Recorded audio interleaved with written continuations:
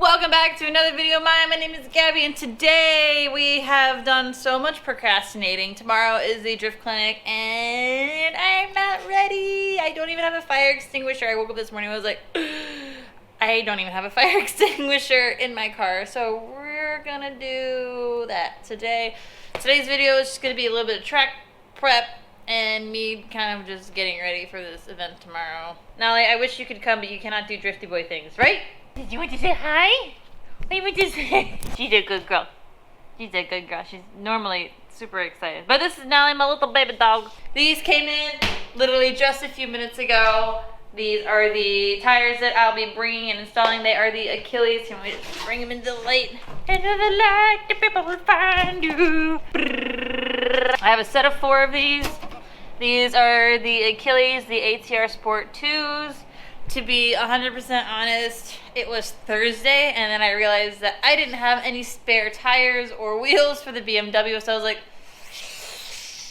couldn't find anything for a decent price on the Facebook Marketplace that was close by. Looked on Amazon for some drift tires, and I found the Achilles that are 2-day ship, so I ordered them on Thursday. They got here Saturday, which is today, and they were like $60 a tire, so ended up working out. So I got some brand new Drifty Swishy Boy tires that I'll be using for tomorrow because the Drift Spirit series has a tire machine that will be on site and usable.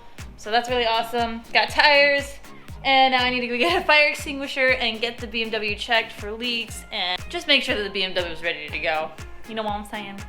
Bye-bye, Nolly. Bye-bye. We can't go take you with me. This is mine. No. This is mine. No. We're not playing tug of war right now. I'm taking this. This is now mine. Mine. Looking like a boss. Yo, so with this whole masking, I can't be the only one who will go into a gas station or a store and not wear a mask. And then stand there at the entrance and be like, I totally forgot my mask. And then I have to go back in and do the walk of shame back to my car to get a mask.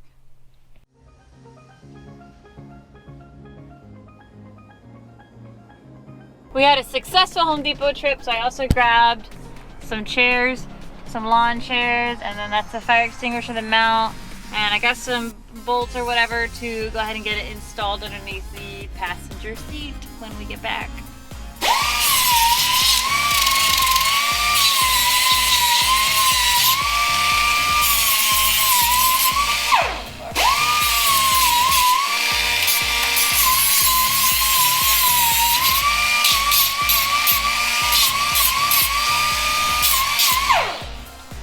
Grind it down so there aren't any sharp edges installing this thing.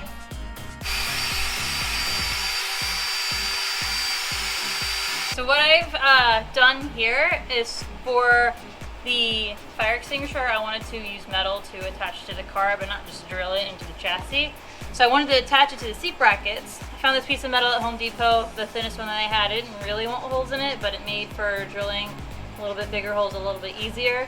So the idea is to undo the seat. I'm going to attach it here on each of these and then attach the fire extinguisher to these holes here, and it should fit perfectly.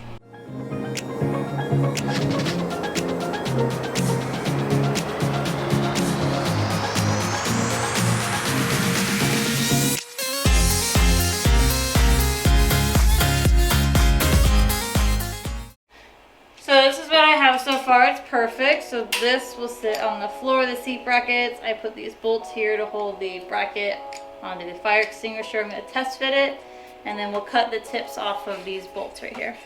Would you look at this fire extinguisher setup I got in the E46. Guys, I'm actually really proud of this because like I said, I woke up this morning and realized, I don't have a fire extinguisher and I need one.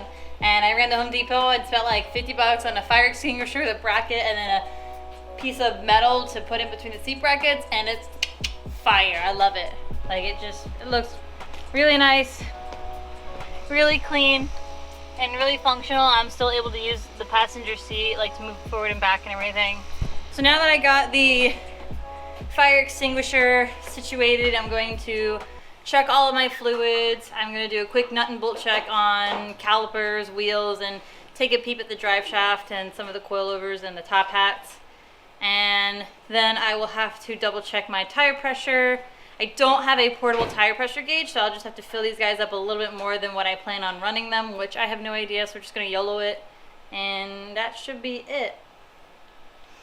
We'll probably do most of the packing today too, such as tools, chairs, anything else that I might need to take with me to the track. So I went ahead and checked all my fluids. We topped off the power steering washer fluid. The oil levels look good. Now the brake fluid, the levels are good, but we definitely need to do a brake flush soon. Just look at the color of that. It's just nasty. The oil levels look a little bit lower than what I would like, so I might just grab a quart or two just to bring with me to the track tomorrow. Coolant levels look good also, but as you can see, we're Gucci. So all the fluids look good. I'm going to go ahead and jack up the car, see if I have any oil leaks or anything else from underneath, and do a nut and bolt check for not only my wheels but my calipers, and take a look at the drivetrain and axles in the back and just make sure everything's good to go. Sweet! So I'm under here kind of checking to see how the oil leaks are doing. So since I last worked on this, I did the oil housing gasket. It doesn't look like there's any more additional fluids down here, which is awesome. Now I know that it's still kind of wet because I didn't really get the chance to clean up all of the oil off of this part of the car after I installed the new gasket. So I want to clean it. I might still have a slight leak in the oil pan, if I'm going to be 100% honest, but it's not so bad. I'll see if they'll let me in and drift with a slight oil leak on the oil pan gasket. So there's still some oil here, and I can see there's some droplets back there, but nothing on the front here. Everything here looks pretty solid, pretty dry. So I'm assuming that it's the oil pan gasket. I'm not surprised. Cool, so that's it for all of my fluids.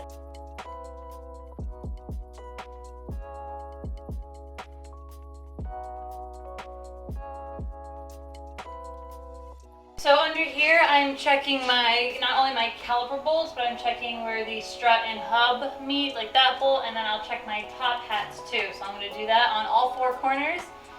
And then I plan on checking my tie rod ends, my drive shaft, and the axles, my rear diff.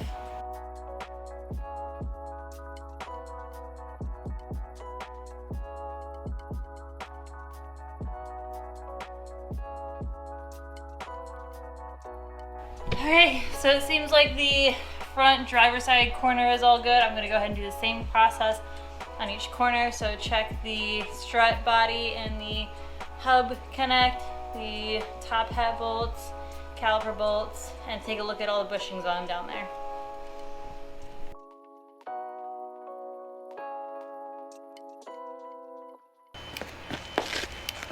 Really loving my new SK Tool torque wrench. This thing is super nice, and I've never had a torque wrench, but you pull down and then you go left or right to adjust the settings. Like, easiest, simplest, smoothest torque wrench I think I've ever used.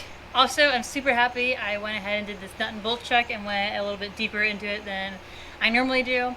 I found that my brake line sensors were a bit ripped and shredded, which is why I have a brake sensor light on my dash, and I found that almost all of my lugs were super tight, over torqued. So I'm really happy now that I know that everything's good underneath and that everything's torqued down to spec, and I'm super freaking excited to go ahead and pack and be ready for tomorrow. And now all we gotta do is pack everything.